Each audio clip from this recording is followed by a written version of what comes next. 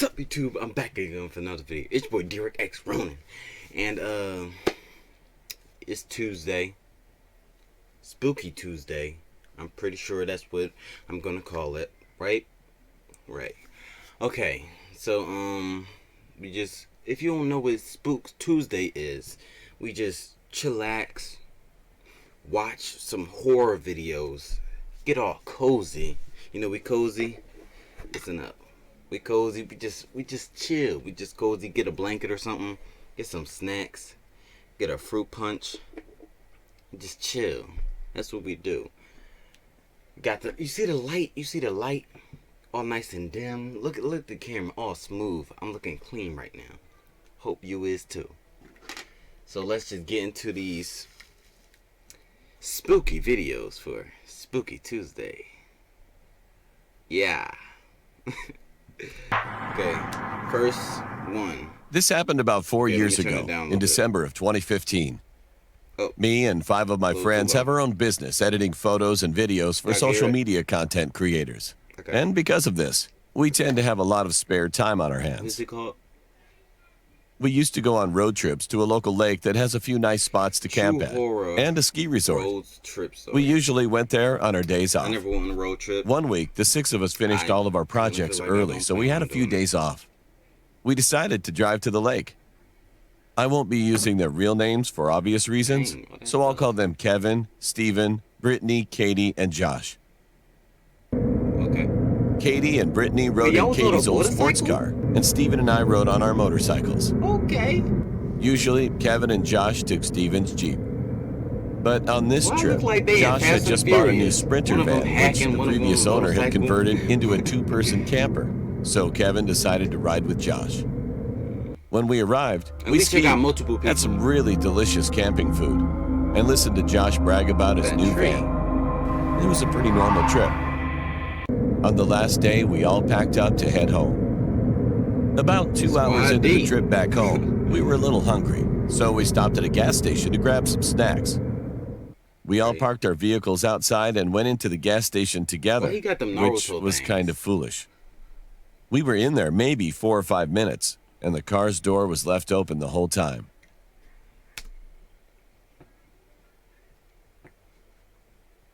Well, there's your problem there. Who leaves their... I know you think like, oh, it's safe. Y'all gonna be in there for a minute. Never leave your car door open. It's be people lurking everywhere. When we came outside, we had a huge shock waiting for us.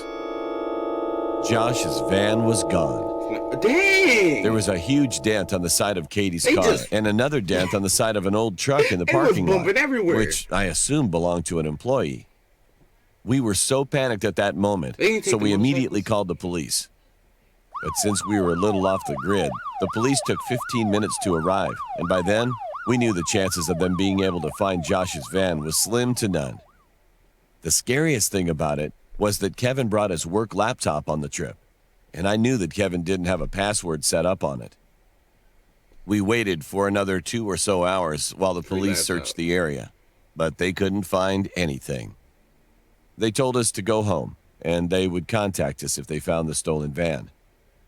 Kevin and Josh rode with the girls in Katie's car, while Steven and I rode our motorcycles, following them very closely. Now it's lesser squad. We didn't stop once during the remaining 3-hour trip home. Fast forward 2 or 3 weeks later, we received a frantic call from Josh. He said that the police contacted him and that the van had been found. All 6 of us showed up to see the van, and the van had somehow been rolled on its side and was left in a ditch near the highway, about an hour from where it had been stolen. Once they got it out of the ditch and flipped it upright, the police let us look inside to see if we could salvage any personal items. Raccoon inside there. Sure enough, Kevin's laptop was gone, along with a set of kitchen knives that Josh had used for making kebabs. The most disturbing thing, though, was that once we got the busted driver's side door open, we saw that both seats were stained a deep dark red in multiple places, and the dashboard had slash marks all over it. Dang, at that point, we were really afraid of the van. Josh let the police take the van for further inspection, but we never heard what happened to it. or who the blood belonged to.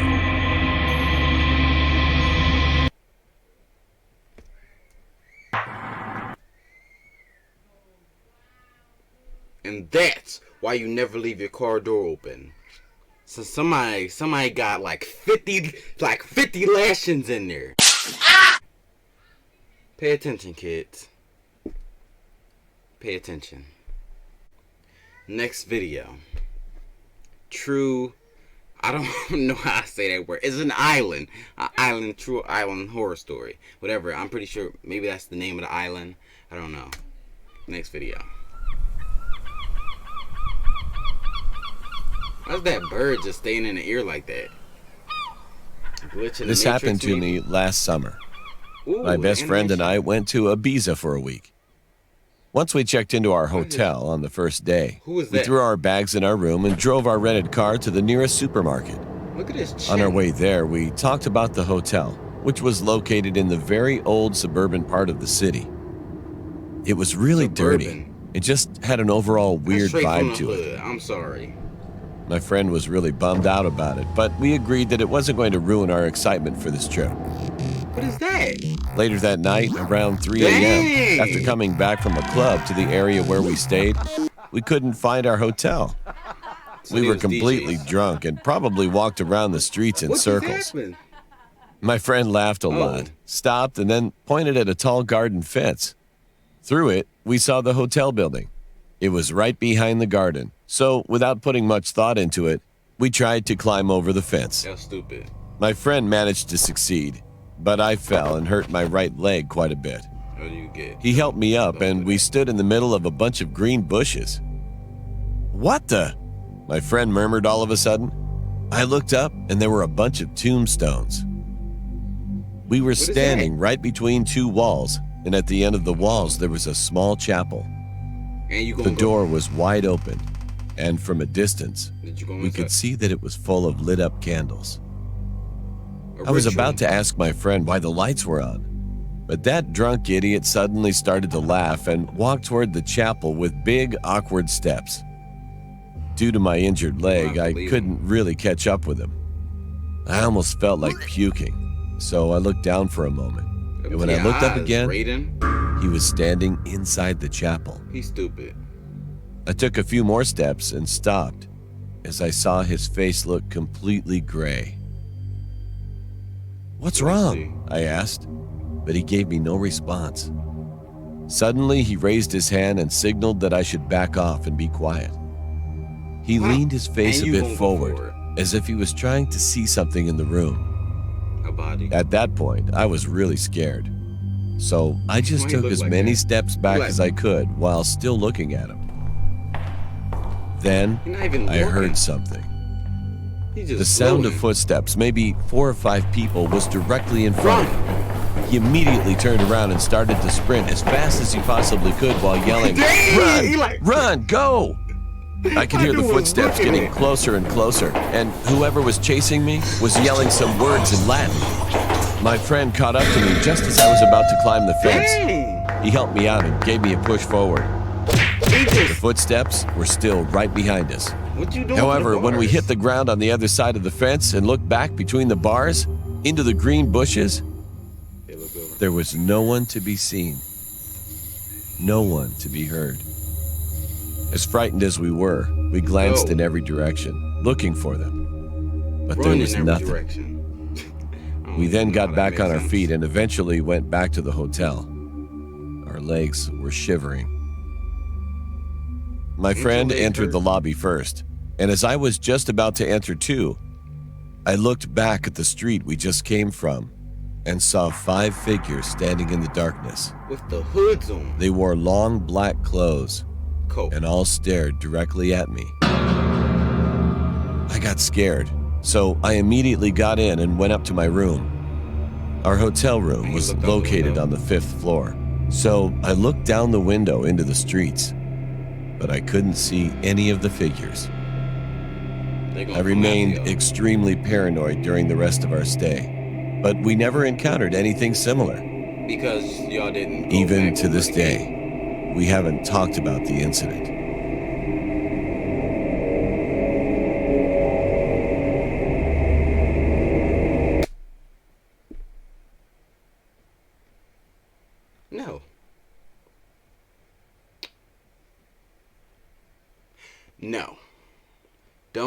Is there anything else you need to say?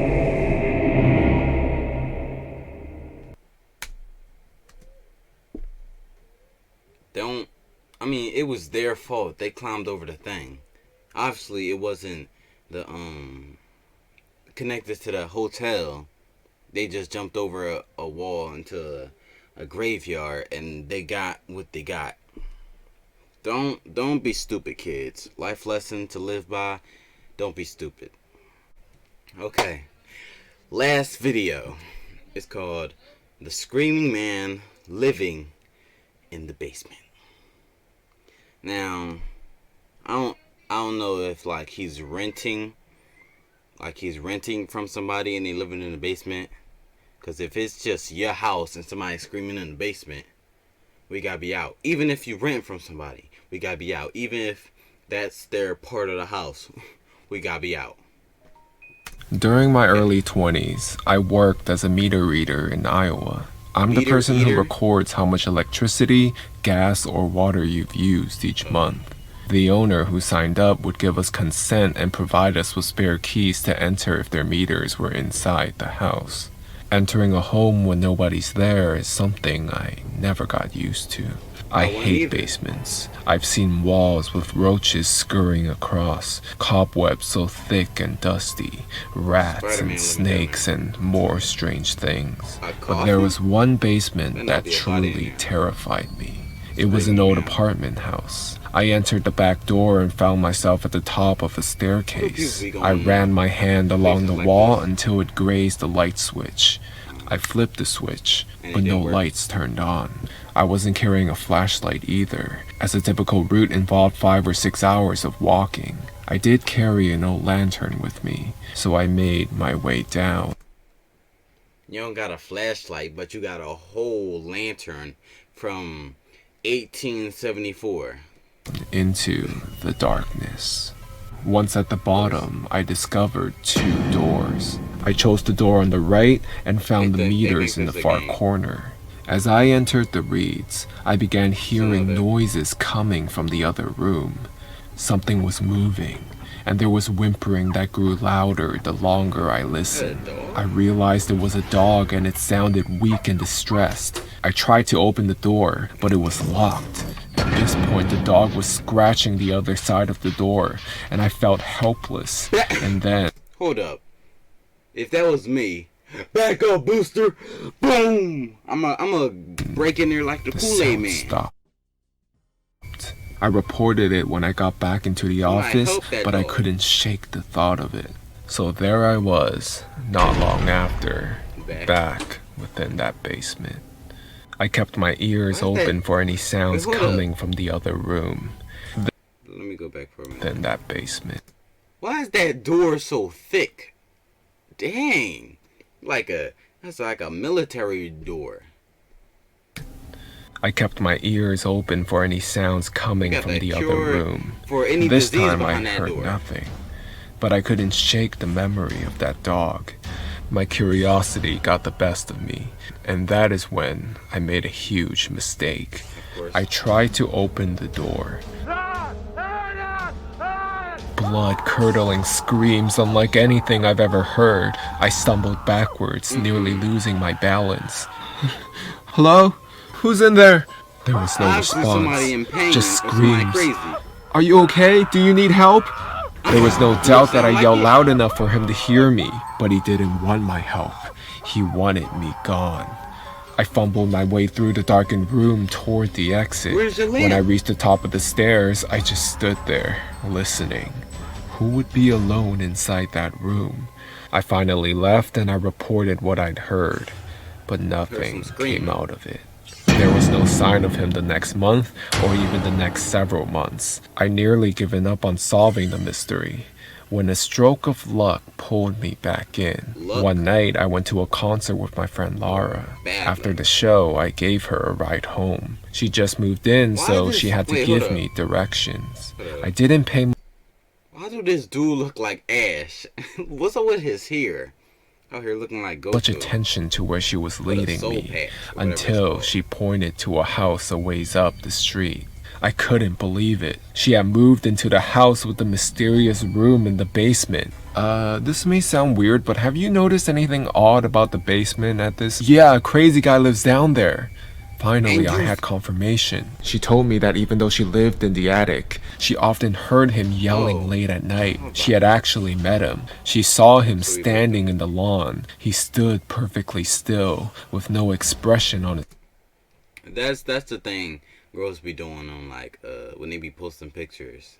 Just be scribbling off their faces. His face, feeling a little creeped out, like she just went in her car and left.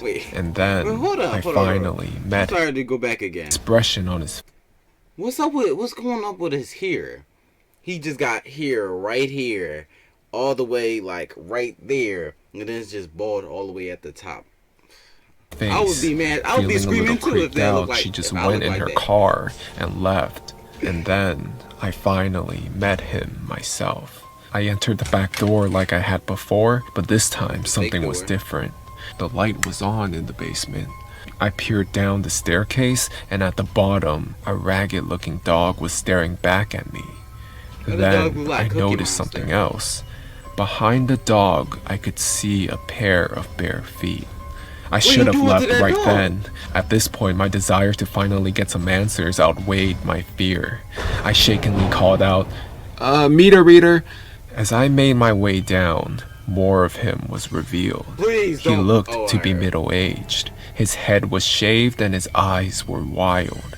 I explained who I was and what I was doing there, and to my surprise, not only did he talk to me, but he actually sounded somewhat normal. I even started to doubt whether or not he was the same man I'd heard screaming. As I read the meters, he was constantly wringing his hands together and spastically cocking his head from side to side. The longer he talked, the more agitated he became. As I turned to head up the staircase, he could no longer hold it in. Screams, the very same unforgettable screams I'd heard coming from the locked room. I ran up the stairs as fast as my legs would carry me, flung the door open, and rushed back into the daylight. I told my friends about the experience, and when I finished telling my story, she told me about something she'd seen a week earlier. One day, she noticed lights flashing outside her window. She looked outside just in time to see police officers placing the man from the basement in the back seat of a squad car. She later found out from another tenant that he had attacked someone with a weapon, and that was the last they ever saw of him. I don't know what became of that man in the basement. I like to think that he got the help he needed. But maybe that's just because I'd rather not think about the alternative.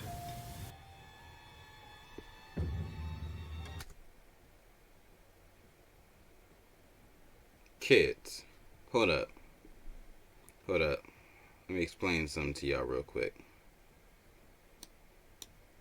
If a man looking at you like this with a shaved head, the dude look like he the dude who off of Robin Hood. He talking about he don't look crazy. First of all, look at his eyes. I see that little redness coming up. He don't got no shirt on, no socks, no shoes, just underwear or pants or shorts, whatever those is. And why was he keep on coming back to a screaming man's house? So, never trust a man with a haircut like that, kids. I hope y'all enjoyed the Spooky Tuesday. It was an okay week. A lot of stupid people. But like most of these stories have stupid people. They don't be doing the right stuff. That's why they be getting, So you already know that ain't ever gonna happen to me. Protect it. Make sure it's ever gonna happen to you. And roundhouse that like button, subscribe, and I'm out.